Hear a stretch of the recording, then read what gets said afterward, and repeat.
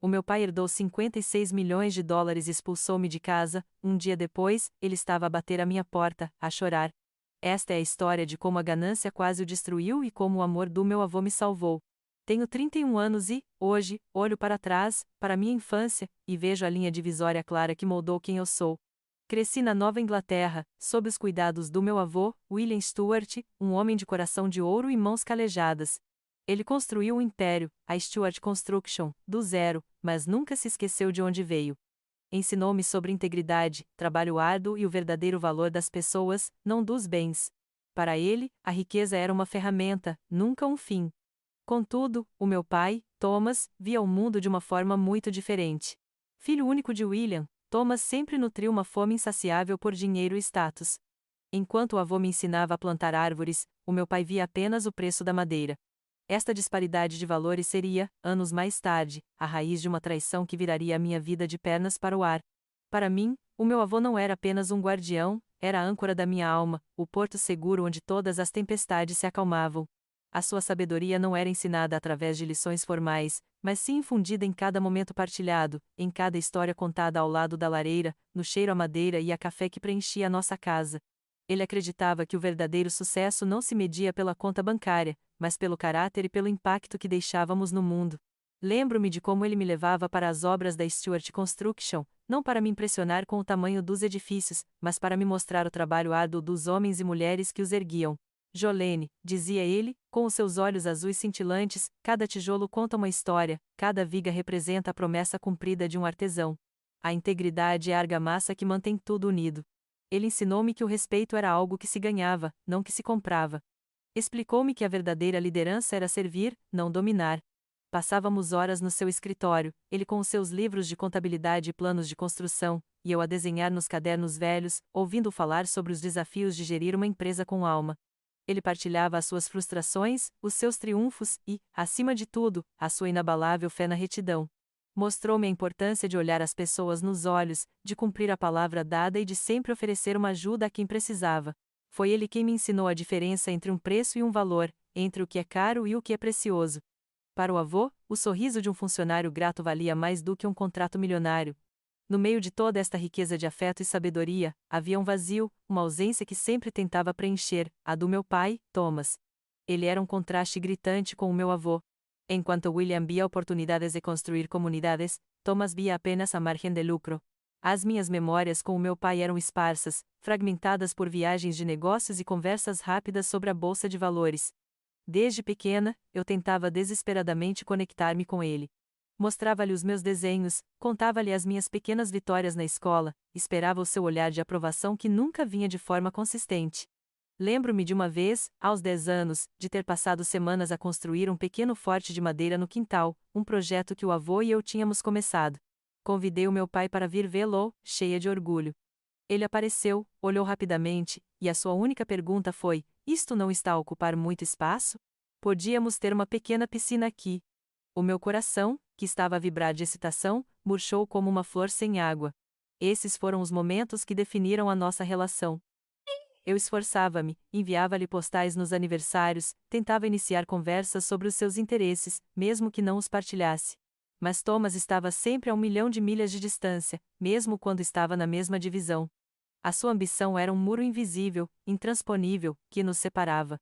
Para ele, eu era, talvez, um detalhe, uma responsabilidade distante, algo que o avô cuidava. A sua atenção estava sempre virada para os gráficos de ações, para os relatórios financeiros, para a próxima oportunidade de fazer mais dinheiro, nunca para mim. Nunca para o meu avô, a não ser que isso envolvesse o seu futuro financeiro. Eu ansiava por um elogio, um momento genuíno de conexão, mas recebia apenas indiferença polida ou, pior, um comentário que revelava a sua total falta de interesse na minha vida, nos meus sonhos. Eu cresci sabendo que o amor e a atenção do meu pai não eram algo que eu pudesse ganhar, não importa o quão forte eu tentasse. E essa dolorosa verdade, embora sempre presente, nunca me preparou para a extensão da sua crueldade que ainda viria. A verdade dolorosa que me acompanhava desde criança ganhou uma nova e mais sombria dimensão quando a saúde do meu avô, o meu pilar, começou a falhar. Não foi de repente, mas um declínio gradual, insidioso, que nos roubava um pouco dele a cada dia. Primeiro, era uma tosse persistente que o incomodava, depois, um cansaço que o impedia de fazer as caminhadas matinais que tanto amava. A vitalidade dos seus olhos azuis começou a esmaecer, substituída por uma sombra de dor e exaustão. Era como ver uma árvore majestosa, que sempre parecera indestrutível, a perder as suas folhas, galho por galho. Cada visita ao médico trazia um diagnóstico mais preocupante, até que a doença se tornou uma presença constante e sombria na nossa casa.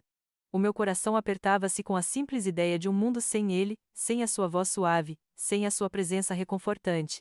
Foi durante este período de fragilidade que a máscara do meu pai, Thomas, começou a escorregar, revelando uma face que eu já conhecia bem, mas que agora se mostrava com uma intensidade repugnante. De repente, Thomas passou a fazer visitas mais frequentes, não com a genuína preocupação de um filho que vê o pai a definhar, mas com a atenção calculista de um abutre que fareja a oportunidade. Ele não perguntava como o avô se sentia, mas sim sobre os tratamentos, os prognósticos, e de forma sutil, tentava saber se o avô tinha organizado tudo, como ele dizia. As suas perguntas eram sempre contornadas, nunca diretas, mas o subtexto era tão óbvio quanto as paredes da nossa casa. Ele queria saber do testamento. Lembro-me de uma tarde, o avô estava mais fraco, quase adormecido na sua poltrona preferida. Thomas entrou, fazendo um barulho exagerado, e sentou-se na beira da cama, fingindo uma afeição que me dava náuseas. Pai, como se sente hoje? Eu trouxe-lhe um chá especial, disse ele, a voz um tom mais suave do que o habitual, quase melosa. O avô apenas acenou com a cabeça, os olhos semicerrados. Thomas continuou, eu estava a pensar, com a sua saúde. Talvez fosse bom verificar se tudo está em ordem, sabe, os seus negócios, as suas propriedades. Não queremos que haja quaisquer complicações. Ele tentou segurar a mão do avô, mas William gentilmente afastou-a, virando-se para mim com um olhar que dizia tudo. Era um olhar cansado, mas ainda tão lúcido, tão cheio de uma sabedoria que Thomas nunca compreenderia. O avô percebia cada manobra, cada palavra subentendida. A sua inteligência, mesmo enfraquecida pela doença, era ainda uma muralha contra a ganância desenfreada do meu pai. Eu observava estas interações com uma mistura de raiva e tristeza. Era doloroso ver Thomas a comportar-se de tal forma na presença do homem que lhe dera tudo. Mas, mais do que isso, era reconfortante ver que o avô não era ingênuo. Ele tinha visto através de Thomas há muito tempo. Numa noite, depois de uma das visitas preocupadas do meu pai, o avô chamou-me. Ele estava na cama, fraco, mas a sua voz era firme. Jolene, disse ele, há coisas que preciso de assegurar. O legado da Stewart Construction não é apenas sobre tijolos e aço. É sobre valores, sobre a forma como tratamos as pessoas, sobre a responsabilidade que temos para com a comunidade. Ele olhou para mim com um brilho nos olhos. Eu confio em ti. Sempre confiei. Nos dias que se seguiram, notei uma mudança sutil, mas significativa. O advogado do avô, Harold Jenkins, um homem de rosto severo e olhos perspicazes, passou a visitar a nossa casa com uma frequência invulgar. As suas reuniões com o avô eram sempre a portas fechadas, e Harold trazia consigo uma pasta de couro velha, cheia de documentos que eu imaginava serem contratos, testamentos, ou outros papéis legais. O avô, apesar da sua fraqueza, mostrava uma energia renovada durante estas conversas, discutindo pormenores com uma clareza impressionante. Thomas não gostava disso. Ele tentava interceptar Harold no caminho para fora, ouvia a porta, mas nunca conseguia obter informações concretas. Harold era um homem leal e discreto, um reflexo do caráter do avô. Eu não sabia exatamente o que eles estavam a planear, mas sentia que o avô estava a construir uma última fortaleza, uma defesa final para o seu legado, não apenas contra a doença que o consumia, mas contra a ganância que o meu pai representava.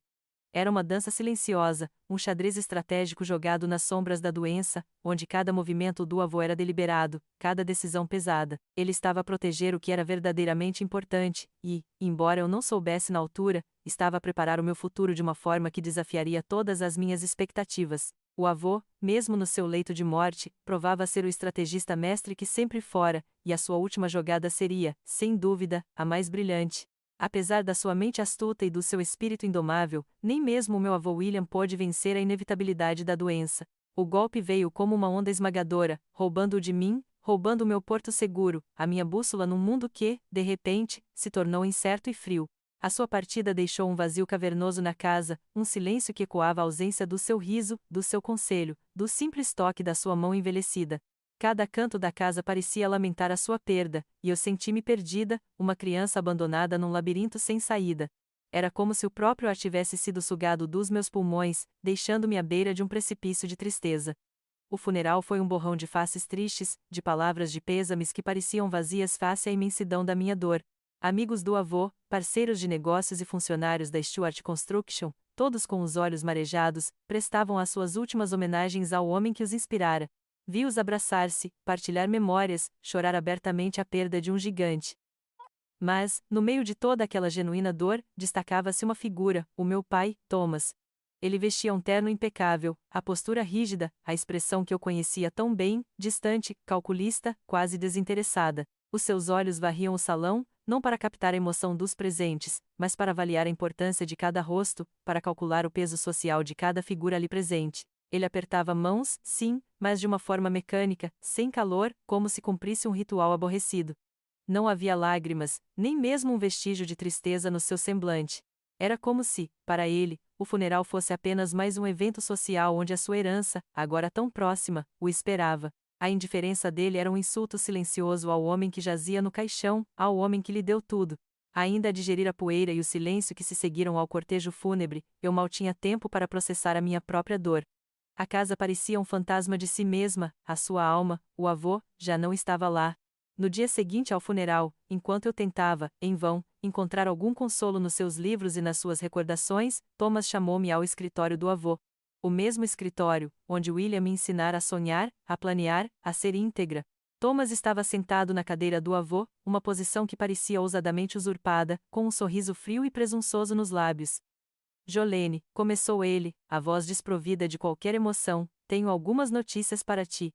Como deve saber, com a morte do pai, os seus bens precisam ser redistribuídos. O advogado Errol Jenkins já confirmou tudo. Ele fez uma pausa dramática, como se esperasse que eu o felicitasse. O meu coração batia forte, uma mistura de receio e curiosidade doentia. O pai foi bastante claro no seu testamento. Ele deixou-me tudo. Os 56 milhões de dólares, a Stuart Construction, todas as propriedades, é tudo meu. As palavras caíram sobre mim como pedras geladas, cada uma delas afundando-se na ferida aberta pela perda do avô. 56 milhões de dólares. A empresa que ele construíra com tanto amor. Tudo nas mãos de Thomas. A sua expressão era de triunfo, os olhos brilhando com uma ganância descarada. Ele não parecia ver a dor no meu rosto, apenas a sua própria vitória. E a traição, a traição foi um golpe ainda mais profundo do que a própria morte do avô. Aquele que deveria ser o meu pai, o meu sangue, estava ali, a regozijar-se com a minha desgraça iminente, sem uma sombra de remorso. O sorriso presunçoso no rosto de Thomas alargou-se, e ele inclinou-se ligeiramente para a frente, os olhos fixos nos meus com uma crueldade gelada. E agora, quanto a ti, Jolene, continuou ele, a voz baixa, mas afiada como uma lâmina, o meu pai deixou claro que todas as responsabilidades sobre ti terminam com a sua morte. Não há provisões para ti no testamento. A partir de agora, não és mais uma preocupação minha. A sua mão pousou casualmente sobre a secretária de mogno do avô, um gesto de posse. Esta casa é minha. A empresa é minha. E, para ser franco, já não vejo qualquer utilidade em teres um quarto aqui. A tua presença é um inconveniente desnecessário. Sugiro que arrumes as tuas coisas e partas até ao final do dia. As palavras atingiram-me com a força de um soco no estômago, tirando-me o fôlego. Útil? Repeti, a voz não passando de um sussurro rouco, a minha mente a lutar para processar a magnitude da sua frieza. Tu estás a expulsar-me? Da minha casa? Da casa do avô?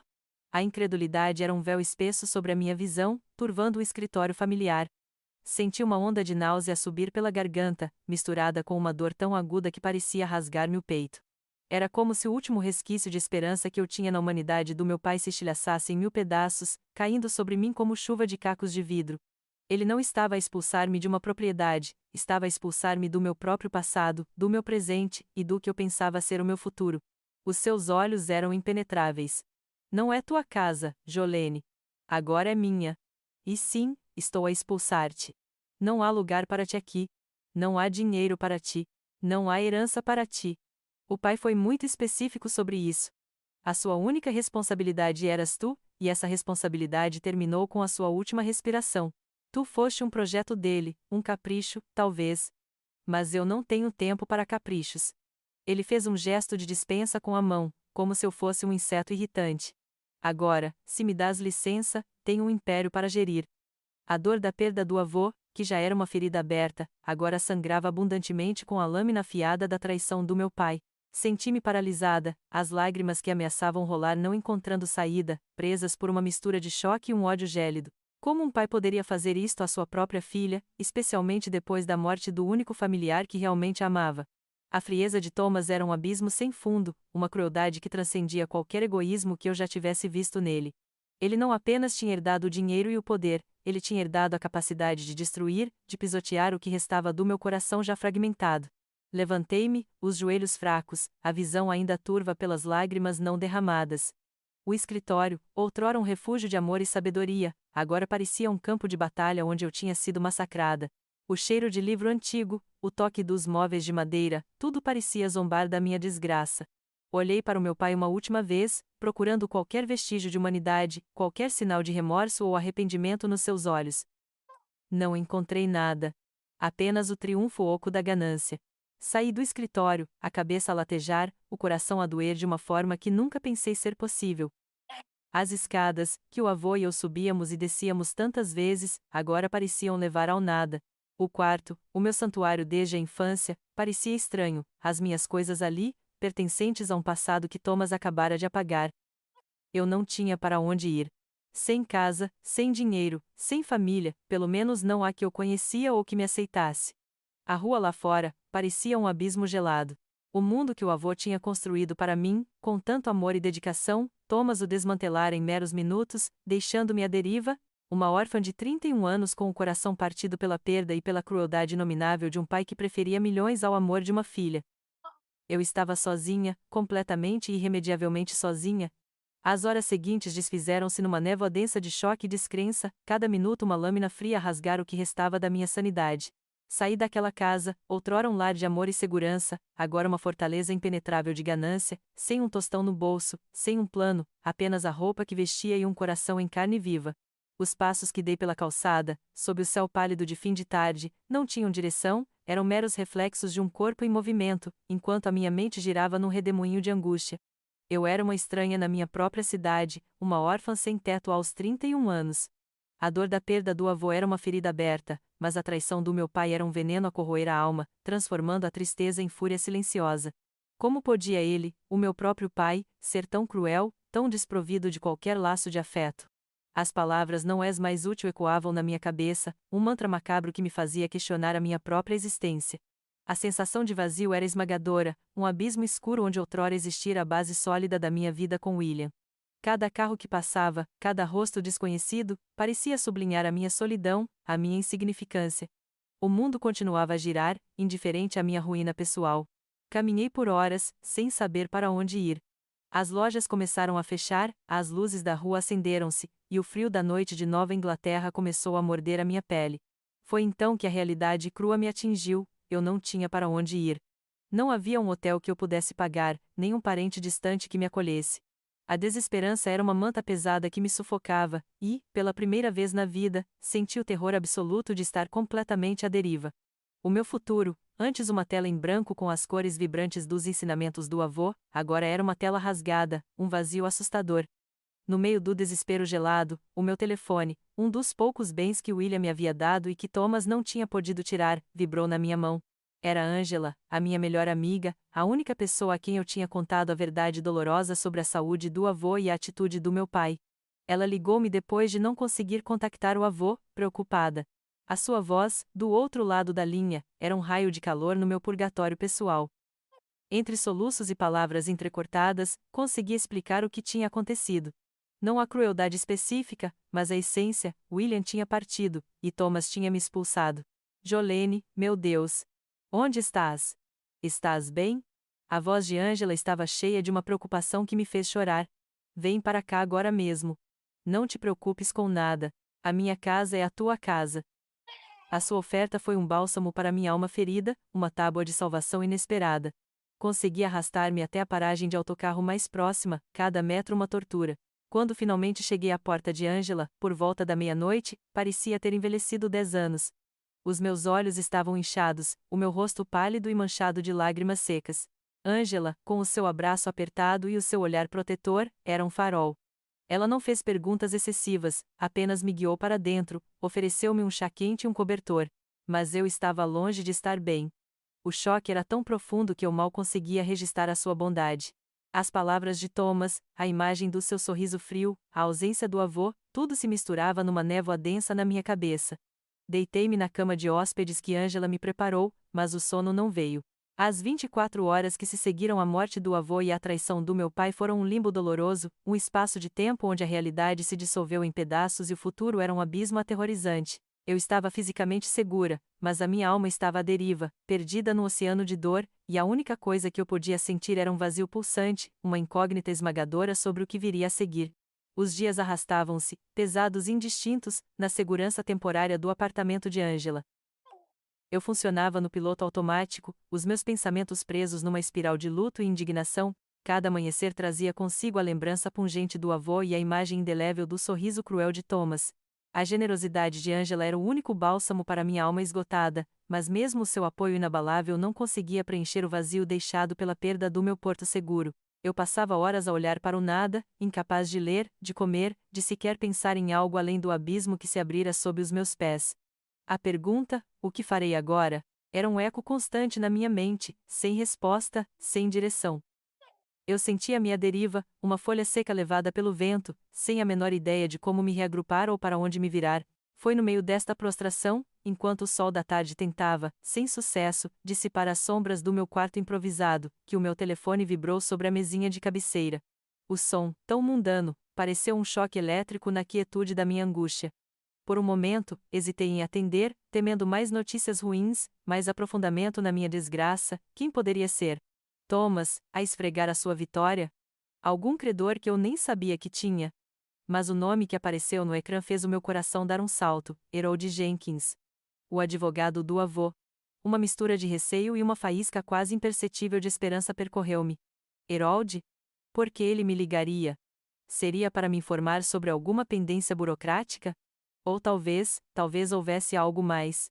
A voz dele, quando finalmente atendi, era séria, mas continha um tom de urgência que me fez prender a respiração. Jolene? Peço desculpa por incomodá-la neste momento tão difícil, mas preciso de falar consigo com a máxima urgência. É sobre o seu avô, William. Precisa vir ao meu escritório assim que possível. O meu pulso acelerou. Urgência? Sobre o avô? Mas Thomas disse que estava tudo resolvido, que ele tinha herdado tudo. A minha voz era fraca, hesitante. Harold soltou um suspiro abafado do outro lado da linha. Jolene, as coisas são um pouco mais complexas do que parecem. Por favor, confie em mim.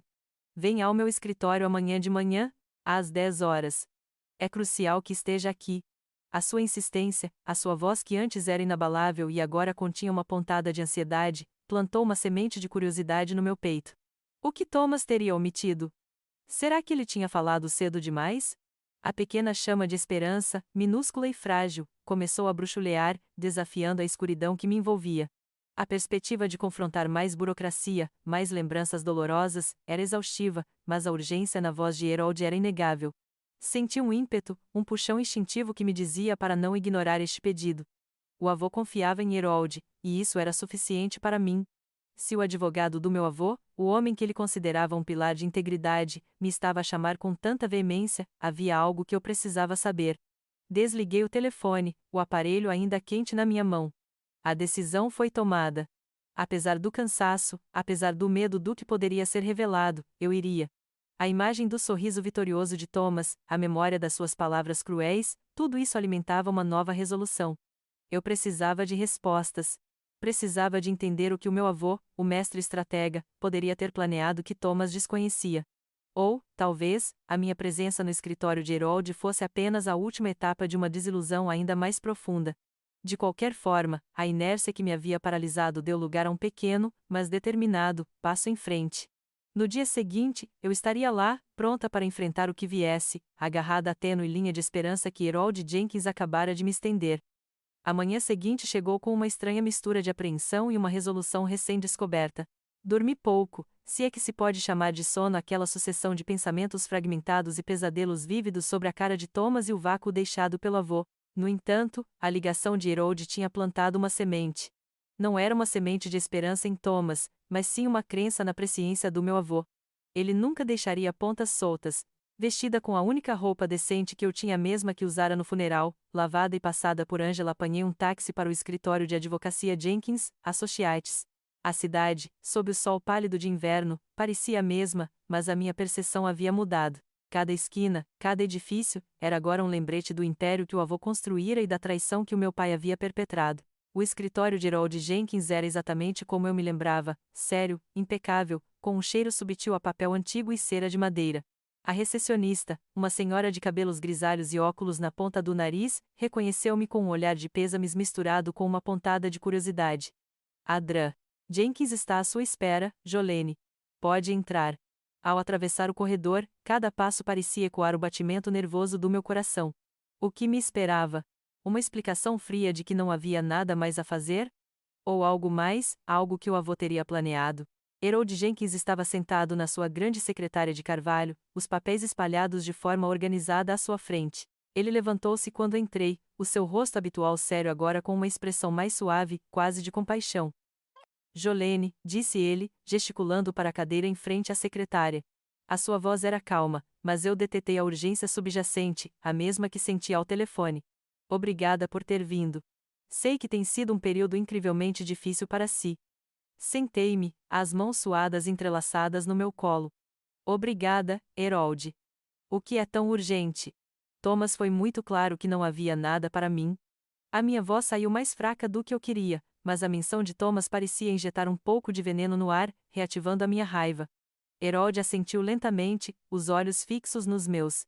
Sim, Thomas foi bastante vocal sobre o que ele vezes pensa vezes que herdou. E, de facto, ele leu o testamento. Ou melhor, leu uma vezes parte vezes dele. O seu avô, Jolene, era um homem de uma perspicácia notável. Ele sabia que o comportamento de Thomas seria previsível. Ele fez uma pausa, os seus olhos penetrantes avaliando a minha reação. O seu avô deixou instruções muito específicas, e essas instruções só seriam reveladas sob certas condições. Condições que, infelizmente para Thomas, ele cumpriu na perfeição. O meu coração começou a acelerar. Que condições? Eu não entendo. Thomas disse que a única provisão sobre mim terminava com a morte do avô. Harold inclinou-se ligeiramente para a frente, o tom da sua voz tornando-se mais grave. Thomas não se deu ao trabalho de ler o testamento na totalidade. Ele leu as primeiras páginas, viu os números, viu seu nome como principal beneficiário e assumiu o resto. Ignorou as secções mais importantes, aquelas que o seu avô redigiu com o máximo cuidado, antecipando exatamente o tipo de comportamento que o seu pai demonstrou. Ele pegou num documento mais grosso, encadernado em couro. O seu avô William, no seu testamento legalmente vinculativo, estipulou o seguinte, e cito: Thomas Stewart herdaria a totalidade dos bens, que incluem os 56 milhões de dólares e Stewart Construction, desde que vezes providenciasse sustento vitalício para sua filha, Jolene Stewart, incluindo moradia adequada, despesas de subsistência e apoio para sua educação ou desenvolvimento profissional, conforme o padrão de vida que ela desfrutava sob a minha custódia. As palavras de Harold pairaram no ar, e eu pisquei, a minha mente a tentar absorver o significado. Sustento vitalício? O avô tinha feito isso? Senti um nó na garganta, uma mistura de alívio e incredulidade. Mas então, a frase Thomas herdaria vezes desde que vezes providenciasse sustento reverberou na minha cabeça, e eu olhei para Harold com uma confusão renovada. Ele viu a minha dúvida e continuou, a sua voz agora carregada de um significado que me gelou o sangue. E a parte crucial, Jolene, a arma do seu avô, como eu gosto de chamar. O testamento continua, no entanto, se Thomas Stewart violasse esta condição de qualquer forma, especialmente ao negar ou cessar o sustento de Jolene, antes que se passassem 24 horas desde a leitura oficial do testamento, que ocorreu na presença do notário e do próprio Thomas imediatamente após o funeral, então toda a herança, os 56 milhões de dólares e Stewart Construction, seria automaticamente e irrevogavelmente transferida para Jolene Stewart, com efeito imediato. O meu mundo parou de girar. As palavras de Harold explodiram na minha mente como fogos de artifício silenciosos, iluminando a escuridão da minha desesperança. Thomas. Expulsar-me. Menos de 24 horas. O sorriso frio dele, as suas palavras cruéis: não és mais útil, arrumes as tuas coisas e partas até ao final do dia. Ele tinha assinado a sua própria sentença, cegado pela sua ganância desmedida. Ele expulsou-me ontem? Murmurei, a voz um sussurro fantasmagórico. Menos de 24 horas depois do funeral. Ele disse que eu não tinha lugar, nem dinheiro, nem utilidade. Disse-me para partir. Harold assentiu, os seus olhos azuis brilhando com uma satisfação silenciosa e profissional. Precisamente, Jolene. Ele violou a condição na perfeição. O testamento é inquestionável e legalmente válido. Thomas Stewart, ao negar o seu sustento e ao expulsá-la da sua casa no dia seguinte à leitura do testamento, desencadeou a cláusula de reversão. Isso significa, Jolene, ele fez uma pausa dramática, deixando as palavras penetrarem na minha alma, que toda a herança, os 56 milhões de dólares e a Stewart Construction, é agora legalmente sua. O ar pareceu rarezer-se. Senti-me tonta, as paredes do escritório a girar. Era como se o chão tivesse desaparecido sob os meus pés, e eu estivesse a flutuar num espaço onde a dor e a traição se transformavam, subitamente, em uma justiça esmagadora. 56 milhões de dólares. A Stewart Construction. Tudo meu. O avô. O meu avô. Ele tinha pensado em tudo. Ele tinha me protegido, mesmo depois da morte. A sua inteligência, o seu amor, a sua profunda compreensão do caráter do meu pai, culminaram nesta jogada magistral. A arma dele, como Harold a chamara, não era para destruir, mas para proteger o seu verdadeiro legado. E Thomas, na sua pressa cega pela riqueza, tinha caminhado diretamente para a armadilha que William, com tanto amor e astúcia, tinha preparado. Harold, com um sorriso contido, interrompeu o meu torpor, a minha mente ainda a processar a magnitude da reviravolta. E o seu avô ainda não terminou, Jolene. Ele previu este momento com uma clareza impressionante. Há mais um elemento crucial que ele quis assegurar que fosse entregue pessoalmente, especialmente após a revelação desta cláusula. Ele indicou uma televisão de ecrã plano que eu nem sequer tinha notado, discreta numa das paredes do escritório, e pegou num pequeno comando. William era um homem de detalhes. Ele queria ter certeza de que as suas últimas palavras fossem ouvidas, e não apenas lidas. O ecrã acendeu-se, mostrando uma imagem um pouco granulada, mas inconfundível. Era o avô William, sentado na sua poltrona na sala de estar, a mesma onde tantas vezes me contara histórias. Ele parecia mais frágil do que nas minhas últimas memórias, com o rosto mais marcado pela doença, mas os seus olhos azuis ainda guardavam aquele brilho penetrante, aquela centelha de inteligência que Thomas nunca conseguiria apagar. O coração bateu-me com força. A sua voz, embora um pouco mais fraca, era inconfundível. Thomas, começou o avô, a sua voz calma, mas carregada de uma autoridade que Thomas sempre temeu. Se estás a ver isto, significa que mais uma vez a tua ganância te cegou. Sempre soube que a tentação da minha fortuna seria demasiado para ti. Eu trabalhei uma vida inteira para construir a Stewart Construction com integridade, com base em valores de respeito e trabalho duro, não na ambição desenfreada que sempre te consumiu. Tu nunca compreendeste que o verdadeiro valor não está no tamanho da conta bancária, mas na forma como tratamos as pessoas e na lealdade que cultivamos. A sua imagem no ecrã parecia olhar diretamente para mim, mas as suas palavras eram uma reprimenda direcionada ao meu pai, atravessando o tempo e o espaço. Dei-te todas as oportunidades para aprender, para crescer, para entender o que é realmente importante. Mas tu escolheste o caminho da conveniência e da riqueza fácil. O teu desprezo pela Jolene, a tua própria filha, foi o teu maior erro. Ela é o meu legado, a pessoa que eu escolhi para continuar a minha visão. Tu pensaste que eu não veria através da tua fachada de preocupação nos meus últimos dias, que eu não notaria a forma como os teus olhos calculavam os meus bens enquanto eu lutava pela vida. Uma pausa. O avô suspirou, um som pesado de desilusão. Eu queria acreditar que mudarias, Thomas. Mas a tua ganância é um abismo.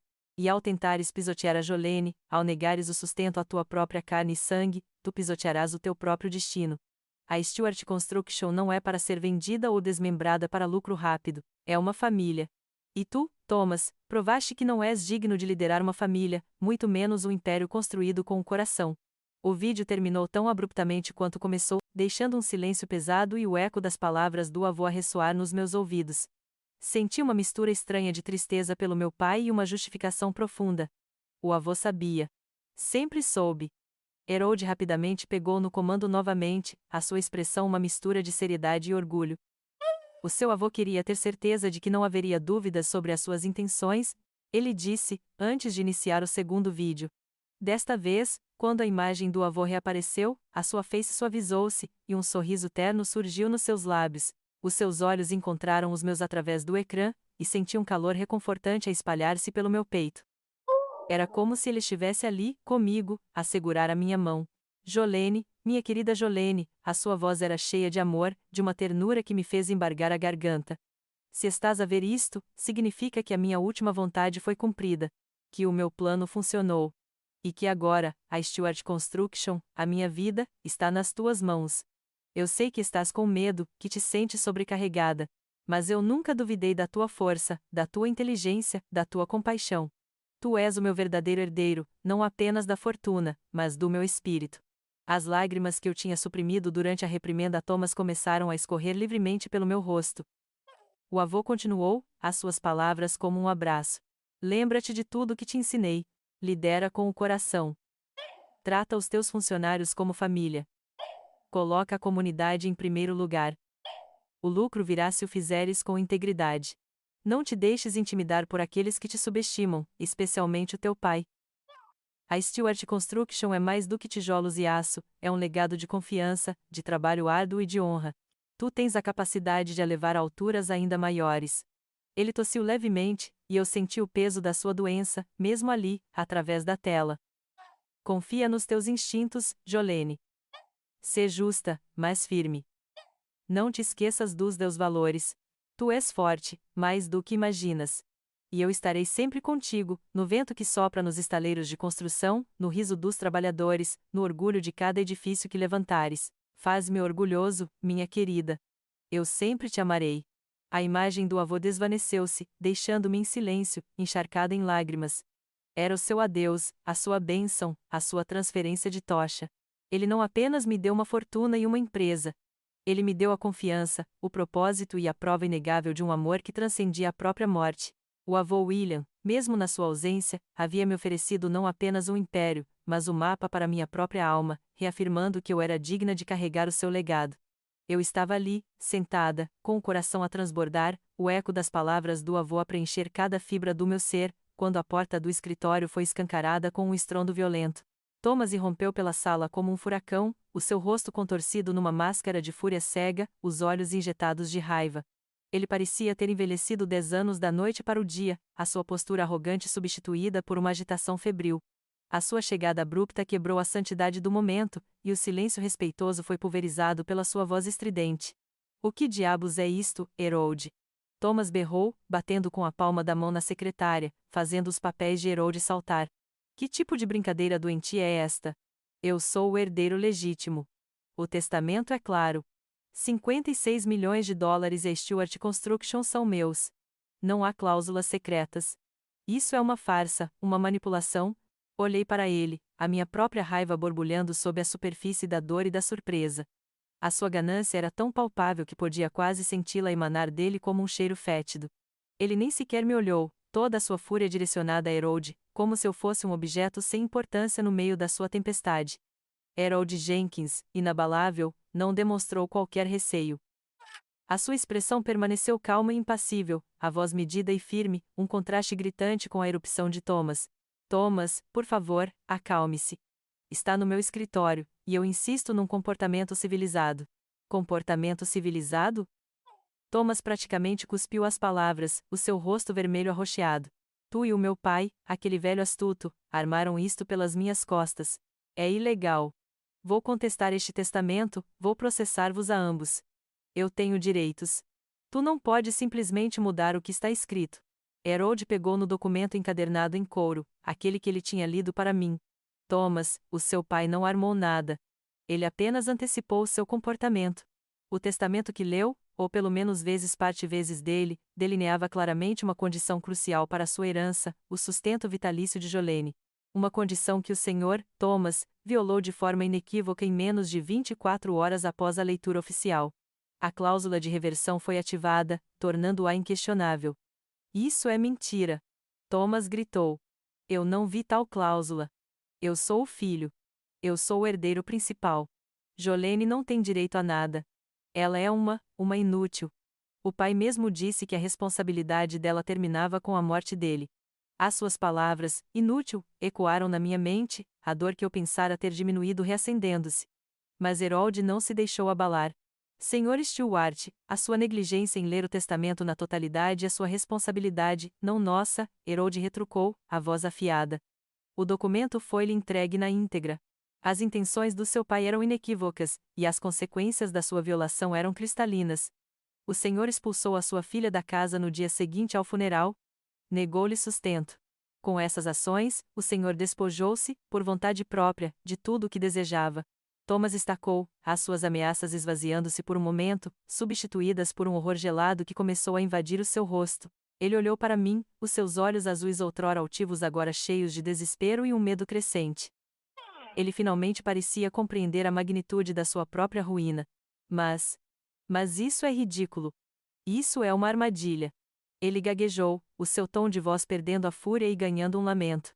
Não é uma armadilha, Thomas, Harold corrigiu, com uma frieza cortante. William previu, com uma clareza assustadora, a sua ganância e o seu desprezo por Jolene. Ele protegeu o seu legado e a sua filha de si.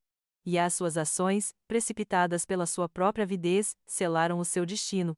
Cada tentativa de contestação será infrutífera. A legalidade do testamento é inquestionável, e as provas da sua violação são irrefutáveis. Não há absolutamente nenhuma margem para apelo. O ar no escritório estava pesado com a revelação da derrota final de Thomas. Ele afundou-se na cadeira mais próxima, o rosto pálido, o olhar fixo no vazio. Os 56 milhões de dólares, o império que ele tanto cobiçava, tudo se tinha desvanecido em fumaça por causa da sua própria impaciência e crueldade. Harold virou-se para mim, uma expressão solene e respeitosa no seu rosto. Jolene, disse ele, a sua voz mais suave agora. Como advogado e executor da vontade do seu avô William Stuart, e em conformidade com os termos inquestionáveis do seu testamento, é com grande honra que a declaro oficialmente a única e legítima herdeira da totalidade dos bens de William Stuart. Isso inclui os 56 milhões de dólares e, é claro, a Stuart Construction. O império do seu avô é agora seu. Ele confiou-lhe esta responsabilidade, e eu farei tudo ao meu alcance para apoiar nesta nova jornada. As palavras de Harold pairaram no ar, e eu senti um peso imenso, mas também uma força renovada. Não era apenas dinheiro ou poder, era a validação do amor e da confiança do meu avô. O império. Meu. A Stuart Construction. Eu. Aquele momento, com Thomas derrotado ao meu lado, e as palavras do meu avô ainda a ecoar na minha alma, marcou o fim de uma era de dor e o início de uma responsabilidade colossal. Eu era agora a guardiã do seu legado, e sabia que não o desapontaria. A euforia da vitória esfumou-se rapidamente, dando lugar a um peso esmagador, a realidade colossal das palavras de Harold assentar sobre os meus ombros. O império do meu avô. A minha herança. A responsabilidade de 56 milhões de dólares e da Stuart Construction. Com Thomas ainda atordoado e em silêncio de choque, Harold começou a explicar os próximos passos, a linguagem jurídica a transformar-se em termos concretos de transferência de ações, reuniões com o conselho e a gestão do patrimônio. Eu mal conseguia processar tudo, a minha mente ainda a ecoar os vídeos do avô, as suas últimas bênçãos e a sua confiança inabalável. Os dias que se seguiram foram um turbilhão de papelada, reuniões com Harold, e finalmente, a inevitável chegada a Stuart Construction como a sua nova CEO. Angela, a minha amiga leal, foi o meu porto seguro, ajudando-me a processar o choque, a dor e a imensa tarefa que me esperava. As suas palavras de encorajamento eram um bálsamo necessário, mas nada poderia realmente preparar-me para a magnitude do desafio. A Stuart Construction não era apenas uma empresa, era uma instituição, um pilar da comunidade da Nova Inglaterra, construída sobre décadas de trabalho árduo, integridade e uma reputação impecável. E agora, estava nas minhas mãos. A primeira vez que passei pelas portas como CEO foi estranha. Os olhares dos funcionários, uma mistura de respeito, curiosidade e, em alguns casos, ceticismo, pesavam sobre mim. Uma mulher, e ainda por cima jovem, a assumir o comando de uma empresa de construção tradicional e predominantemente masculina, era uma anomalia.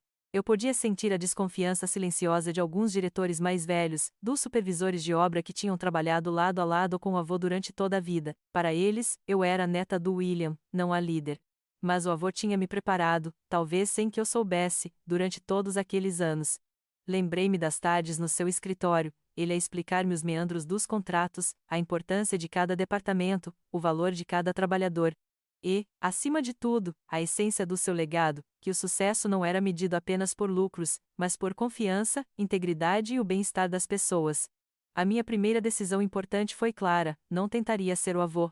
Eu seria eu mesma, guiada pelos seus valores, mas com a minha própria voz. Convoquei uma reunião geral, tanto com o conselho de administração quanto com todos os funcionários. O ambiente era tenso, expectante. Respirei fundo e comecei a falar, não sobre números ou estratégias grandiosas, mas sobre o avô. Sobre o que ele representava, sobre o seu amor por aquela empresa e pelas pessoas que a construíam. O meu avô, William Stewart, não me deixou apenas uma empresa, disse eu, a voz inicialmente trêmula, mas ganhando firmeza a cada palavra. Ele me deixou um legado. Um legado de construção, sim, mas também de comunidade, de respeito, de integridade. Eu sei que muitos de vocês têm perguntas, e talvez dúvidas, sobre uma mulher assumir o comando de uma empresa tão tradicional. E eu entendo isso. Mas quero que saibam que a minha visão para Stewart Construction é uma continuação direta da visão do avô. Construiremos mais do que edifícios, construiremos oportunidades. Valorizaremos as nossas pessoas. E faremos isso com a mesma paixão e retidão que o avô demonstrou. Declarei que a prioridade imediata seria estabilizar a empresa, garantir que todos os projetos em andamento continuassem sem interrupções e, crucialmente, reafirmar o compromisso da Stewart Construction com a qualidade e a ética. Prometi uma política de portas abertas, ao ouvir as preocupações e sugestões de todos. Comecei a visitar os estaleiros de construção, a conversar com os trabalhadores, a sujar as mãos, mostrando que, embora eu não fosse um homem com anos de experiência em betão e aço, compreendia o valor do seu trabalho e a sua importância para a empresa. Era um caminho longo e árduo, mas a memória do avô e a responsabilidade de honrar o seu nome eram a minha bússola inabalável. Eu estava determinada a provar que os seus valores eram a fundação mais forte para qualquer império. A minha determinação, contudo, não eliminava a sombra iminente que o meu pai representava. William tinha me avisado, e eu sabia, no fundo do meu coração, que Thomas não iria desaparecer silenciosamente na sua derrota. A sua ganância era uma chama que não se apagava facilmente, e eu estava preparada para as suas investidas. Mal tinha tido tempo para me sentar na cadeira de CEO, para começar a aprender os meandros da gestão diária da Stewart Construction, quando o primeiro ataque veio. Não foi uma ameaça legal, nem uma tentativa de sabotagem direta. Foi algo mais insidioso, mais pessoal, algo que Thomas esperava que me atingisse onde eu era mais vulnerável, o meu coração. Recebi uma chamada dele, a voz inesperadamente suave, quase fraca. Jolene, disse ele, um tom de pesar na voz que eu nunca tinha ouvido antes. Eu agi impulsivamente. Perdi o meu pai, estava desorientado. Tu sabes como as coisas foram difíceis entre nós, talvez. Talvez possamos começar de novo? Eu sou o teu pai. Não te lembras dos bons momentos? As suas palavras foram como um punhal gelado. Bons momentos? Os poucos esparsos flashes de memória que tinha com ele estavam sempre tingidos de desinteresse ou de críticas. Ele estava a tentar jogar a carta do pai arrependido, o homem magoado pela perda, procurando uma vulnerabilidade em mim, mas o avô tinha me ensinado a ler as pessoas, a ver além das fachadas. A tristeza na voz de Thomas não era genuína, era calculada. Era um estratagema para baixar a minha guarda. Thomas, respondi, a voz firme, mesmo que o meu coração apertasse com a tentativa de manipulação, as suas ações falaram mais alto do que qualquer palavra.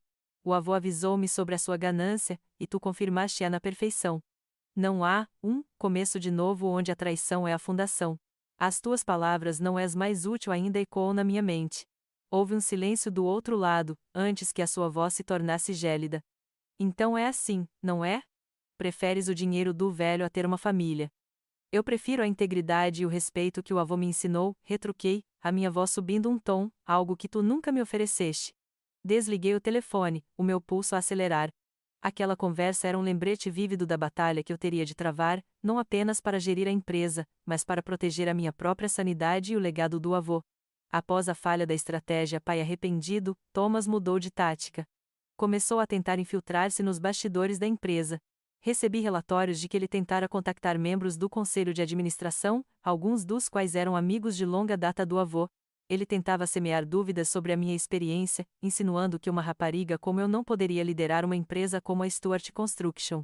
Tentou manobrar os diretores mais antigos, oferecendo-lhes oportunidades de investimento ou insinuando que a minha liderança seria errática. Mas o avô, mais uma vez, tinha me munido com as ferramentas certas. Jolene. Ele sempre me dizia, a melhor defesa contra a desonestidade é a transparência e a competência. Mostra-lhes o que vales, e as mentiras não terão lugar. Eu segui o seu conselho à risca. Cada reunião com o conselho era meticulosamente preparada. Estudei os relatórios financeiros, os projetos em andamento, as projeções, fiz perguntas perspicazes, ouvi atentamente as preocupações e propus soluções bem pensadas. Não tentei ser alguém que não era, mas mostrei a minha capacidade de aprender e de liderar com visão. Reforcei a presença de Harold Jenkins como meu principal conselheiro legal, garantindo que todas as comunicações e reuniões importantes fossem filtradas através dele. Harold era uma muralha impenetrável, desmantelando as tentativas de Thomas de obter informações privilegiadas ou de manipular a hierarquia da empresa. Implementei novos protocolos de segurança para os dados da empresa e estabeleci linhas de comunicação claras com todos os departamentos, garantindo que qualquer tentativa de desinformação por parte de Thomas fosse rapidamente identificada e corrigida. Comecei também a construir a minha própria equipa de confiança. Trouxe pessoas que partilhavam os valores do avô, pessoas que acreditavam na visão de uma Stewart Construction não apenas lucrativa, mas também socialmente responsável. Alguns dos funcionários mais antigos, que inicialmente tinham as suas dúvidas, começaram a ver a minha dedicação e a minha paixão. As minhas visitas aos estaleiros, as minhas conversas sinceras com os trabalhadores, estavam a dar frutos. Eles viam que eu estava ali para a empresa, para eles, e não para o meu próprio benefício. A cada tentativa falhada de Thomas, a minha confiança crescia. A sua ganância, outrora uma ameaça, tornou-se um catalisador para minha resiliência. Eu estava a proteger não apenas uma empresa, mas a honra do meu avô e o legado que ele me confiara. As suas investidas, embora dolorosas, apenas me lembravam do que eu estava a lutar, por um mundo onde o coração e a integridade valessem mais do que o dinheiro, um mundo que o meu avô William sempre sonhou em construir. E eu estava determinada a construí-lo, tijolo por tijolo, contra todas as sombras do passado. Não demorou muito para que as sementes que eu plantara, regadas com os ensinamentos do meu avô e a minha própria resiliência, começassem a germinar. A muralha de ceticismo que eu sentira inicialmente, tanto do conselho de administração quanto dos veteranos da Stewart Construction, começou a ruir, tijolo por tijolo, à medida que a minha determinação se traduzia em ações concretas. Eu não era Thomas, nem tentava ser o meu avô, mas trazia a minha própria voz, informada pela sua sabedoria e fortalecida pelas suas provações. As reuniões do conselho, antes tensas e cheias de olhares avaliativos, transformaram-se em sessões de colaboração produtiva. Eu não tinha medo de fazer perguntas, de admitir o que não sabia e de procurar o conselho daqueles com mais experiência. Mas, mais importante, demonstrava uma compreensão profunda dos relatórios financeiros e dos planos estratégicos. Eu lembrava-me das horas que o avô passava a explicar-me cada detalhe, cada projeção, e agora colocava esse conhecimento em prática, acrescentando a minha própria perspicácia e um toque de inovação. As minhas apresentações eram claras, os meus argumentos sólidos e, gradualmente, a desconfiança deu lugar ao respeito. Os diretores, outrora hesitantes, começaram a ver não a neta do William, mas a CEO capaz e visionária que o avô pretendia que eu fosse. Nos estaleiros, continuei a minha prática de visitar e conversar com os trabalhadores.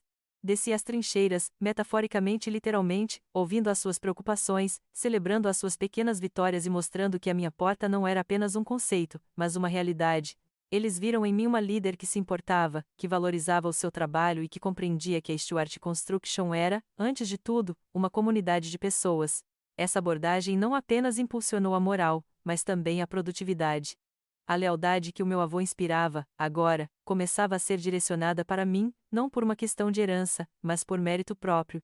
Foi durante este período de reafirmação que concebi um projeto que selaria o legado do meu avô de uma forma tangível e duradoura. Numa reunião com o conselho, apresentei a minha proposta para a criação da Fundação William Stewart.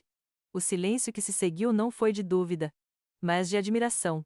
A minha voz encheu a sala enquanto eu explicava a visão, uma fundação dedicada a financiar bolsas de estudo para educação profissional, especialmente nas áreas da construção e ofícios técnicos, e a apoiar programas comunitários que melhorassem a qualidade de vida nas regiões onde a Stewart Construction operava. O meu avô, disse eu, com a voz embargada pela emoção, sempre acreditou no poder do trabalho árduo e da integridade. Ele construiu mais do que edifícios, ele construiu vidas. Esta fundação será a sua homenagem viva. Será a nossa forma de garantir que o seu espírito de serviço e oportunidade continue a inspirar as futuras gerações.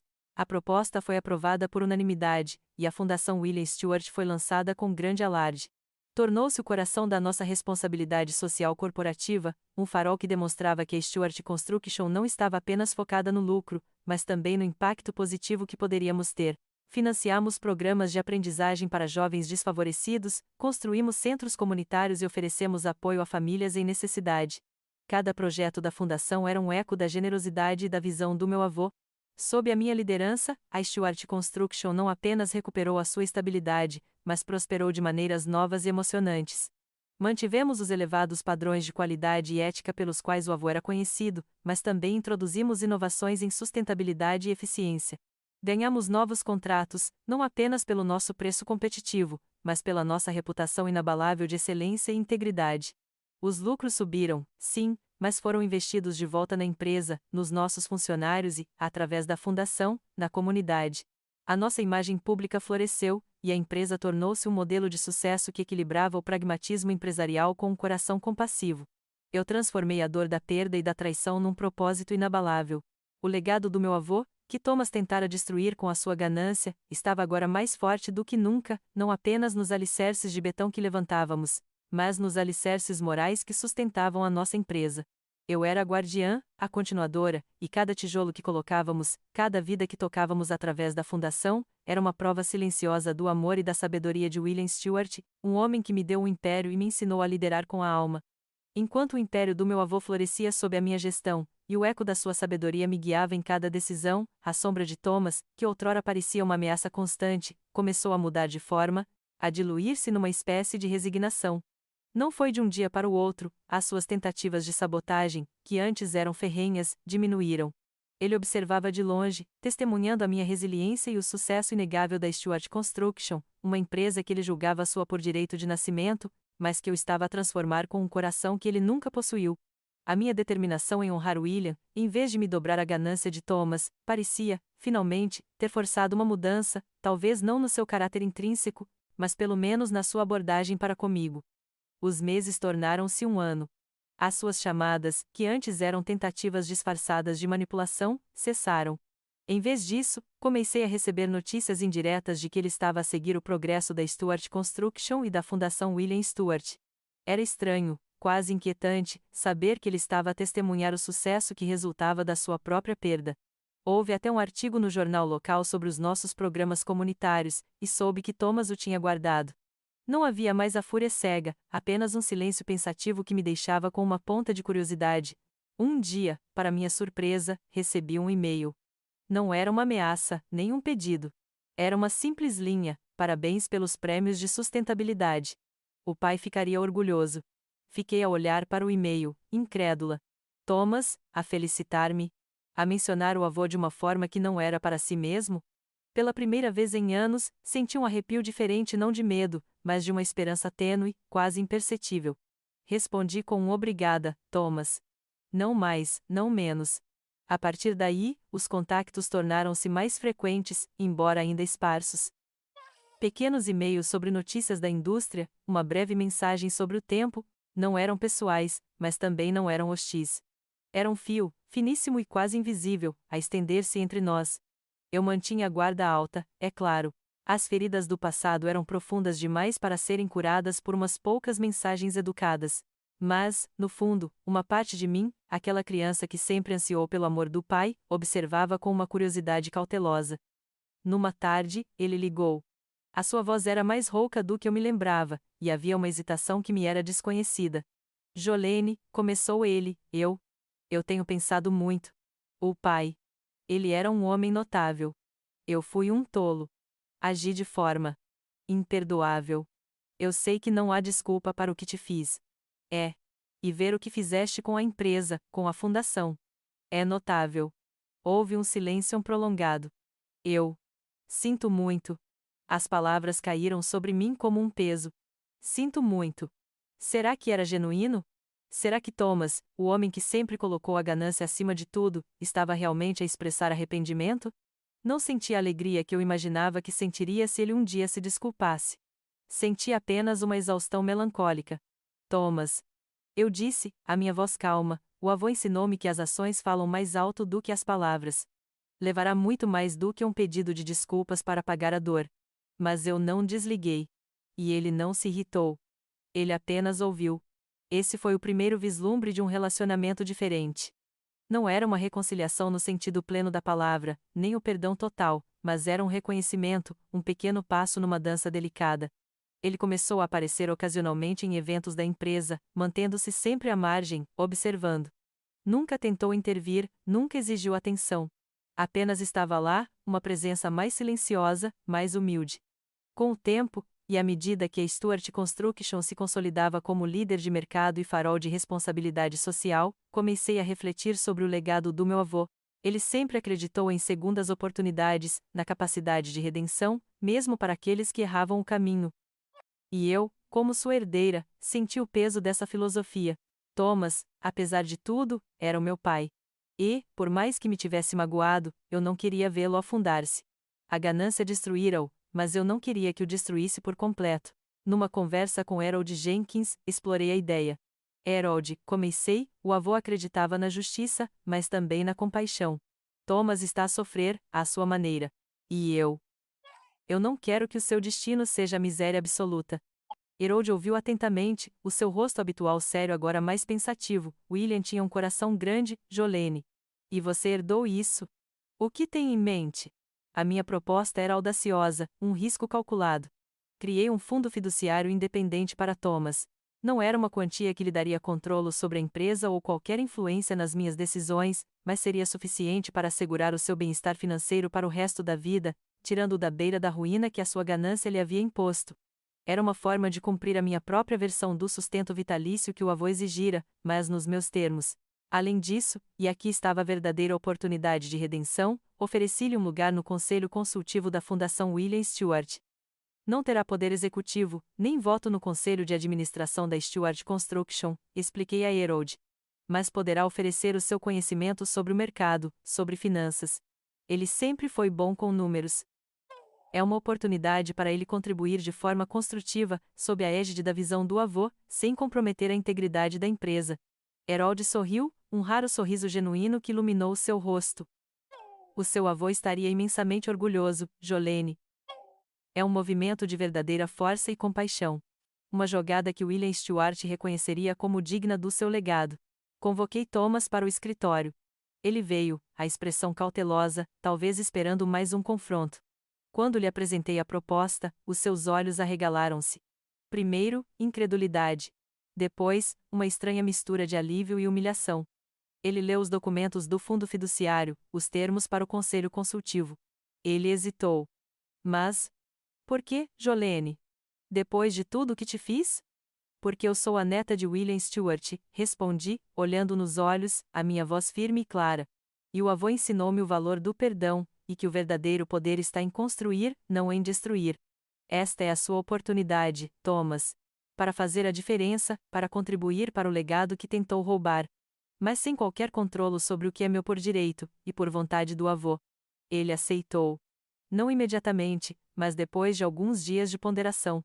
A sua aceitação não foi uma explosão de gratidão, mas um aceno silencioso, um reconhecimento tácito da sua nova realidade e da minha inabalável liderança. Era o fio mais frágil de um novo começo, mas era um começo. Não significava que eu confiava nele plenamente, ou que as feridas estavam curadas, mas abria a porta para a possibilidade de uma redenção que o meu avô, e agora eu, esperávamos que ele pudesse alcançar. A nossa relação ainda era uma ponte suspensa sobre um abismo, mas pela primeira vez, parecia que ambos estávamos dispostos a tentar atravessá-la, passo a passo, sob o olhar atento e compassivo do avô. Os anos que se seguiram àquele momento de frágil esperança, quando a minha ponte com Thomas começou a ser construída, testemunharam a solidificação não apenas de um império, mas de uma filosofia que o meu avô, William, me havia incutido. A verdadeira edificação vai além do betão e do aço. Tornei-me, de facto, a CEO que ele previu, uma líder que carregava a tocha da Stewart Construction não apenas com inteligência e perspicácia para os negócios, mas com um coração moldado pela compaixão e uma inabalável integridade. Cada projeto, cada decisão estratégica, era uma ode à sua memória, uma confirmação de que os seus valores eram, afinal, a fundação mais sólida. A Stewart Construction, sob a minha liderança, não só continuou a prosperar financeiramente, como se tornou um modelo de responsabilidade corporativa. A Fundação William Stewart expandiu as suas atividades, tocando a vida de milhares através de bolsas de estudo e iniciativas comunitárias que iam muito além do que o avô poderia ter sonhado. O meu escritório, outrora o palco de uma traição impensável, transformou-se no centro de um crescimento vibrante, um testemunho diário de que a visão de William havia florescido nas mãos que ele escolhera. A equipa que me rodeava, tanto os veteranos leais quanto os novos talentos, partilhava dessa visão, construindo não apenas edifícios, mas também confiança e um futuro melhor para todos. A minha jornada, desde a menina que ansiava pela aprovação do pai até a mulher que herdou um império, ensinou-me a lição mais profunda de todas. O verdadeiro valor não reside nos milhões de dólares, nem no tamanho de um banco de imóveis, mas no amor incondicional que recebi do meu avô, no respeito que aprendi a ganhar, e na forma como escolhemos tratar os outros, mesmo aqueles que nos magoaram profundamente. O dinheiro é uma ferramenta, um meio para construir, mas nunca o propósito final. O propósito, descobri, é o legado de bondade, a semente de decência que plantamos no mundo. A ponte com Thomas, embora sempre frágil, manteve-se. Ele, através da Fundação William Stewart, encontrou uma forma de contribuir, de se redimir de um modo que a sua própria ganância quase destruíra. Não foi uma cura instantânea para as nossas feridas, mas uma lenta e dolorosa reconstrução, um reconhecimento mútuo de que, apesar de tudo, havia um laço de sangue, um passado partilhado. Percebi que o perdão não é esquecer, mas encontrar a paz dentro da cicatriz. A minha história é um testemunho da resiliência indomável do espírito humano e do poder duradouro do amor familiar que, no final, transcende a ganância mais desenfreada. O meu avô, William Stewart, não me deixou apenas uma fortuna, ele me deixou a bússola para a vida, a fé nas pessoas e a coragem para liderar com o coração. E esse, eu percebi, é o verdadeiro legado, uma riqueza que dinheiro nenhum pode comprar, e que tempo nenhum pode apagar.